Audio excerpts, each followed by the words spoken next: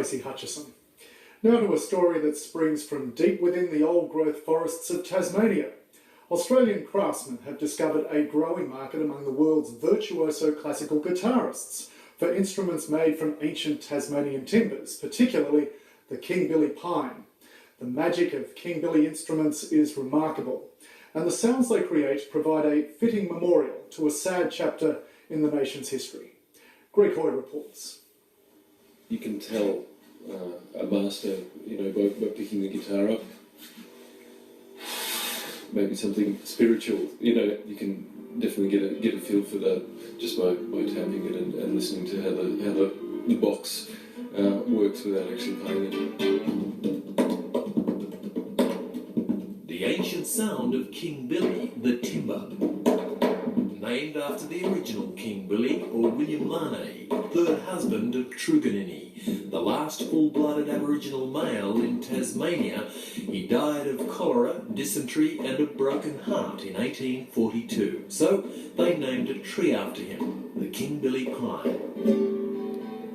An ancient tree that grows slowly over many centuries, mainly deep in the cool, temperate rainforests of Tasmania. Recently, the King Billy, or King William pine, has been found to have great musical powers when carefully handcrafted by Australian luthiers into soundboards for fine stringed instruments, such as the violin or particularly the classical guitar. Replacing traditional European spruce, the resonant results speak for themselves.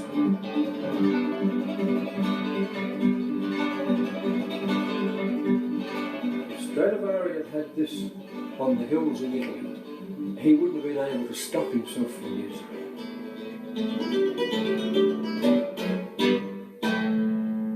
It's got a definite warmth to it. I think with classical music, that's the sort of sound, I feel that they're looking for. They're looking for that warmth to the actual instrument that you can really get the roundness of the note. That's what I find I can get with King William pine. So yeah, just mark it there.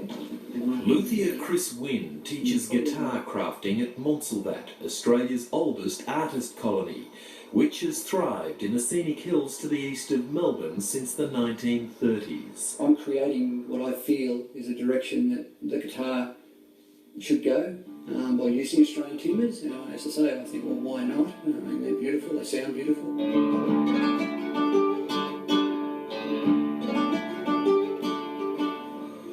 This is King William pine, and this is where it's being made into fine Australian guitars. And ironically, it was here in the 1940s that the patriarch of the Australian classical guitar movement, John Williams, perfected his craft with Sebastian Johansson, the son of the man who built this place. So the tradition lives on. The music still wafts through these hills, but these days it's coming from guitars crafted from fine Australian timbers.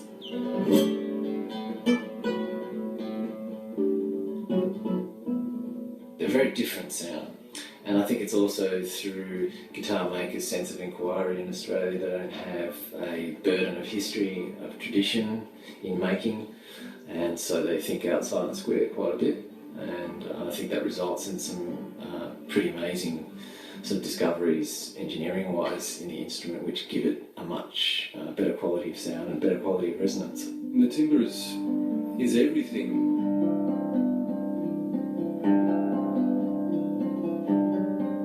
Following in the footsteps of the maestro John Williams, the young modern master of Australian classical guitar is the world-renowned Slava Grigoryan.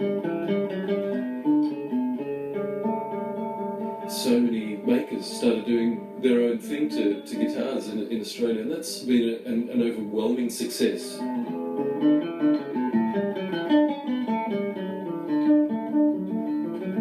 There are just simply dozens and dozens of makers in this country that are selling seriously good instruments straight to overseas performers that have been selling hundreds of guitars to the States from their little workshops in the country.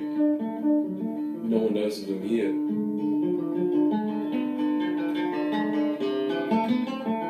You can create the instrument is silent until the person picks it up. So if you've got the quality of person who can bring those sounds that you've tried to create out of it. I mean, it's just a wonderful feeling to hear it back in a concert hall.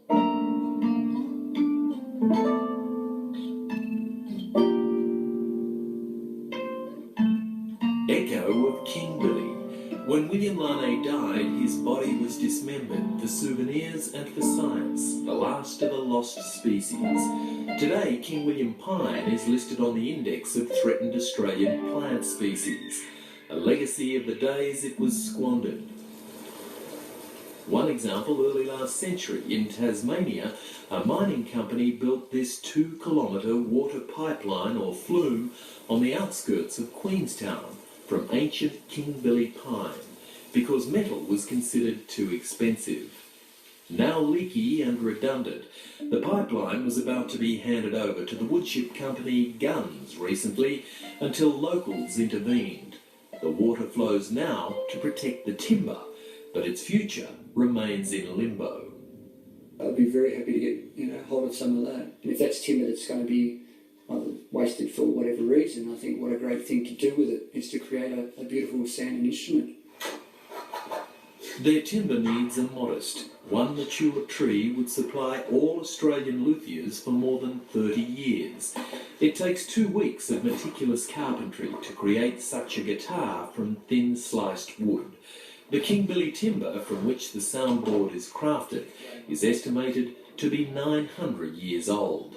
Deservedly, Australian luthiers are winning the same international respect long enjoyed by those who play their instruments. I don't think I'll ever look outside of this country for my instruments. Guitars are still changing all the time, and makers are experimenting with how to make them, louder and sweeter and with more of a sustain. In Australia, that's happening more than I'm aware of it happening in other countries. I think it's actually a very exciting place to be in terms of classical guitar evolution.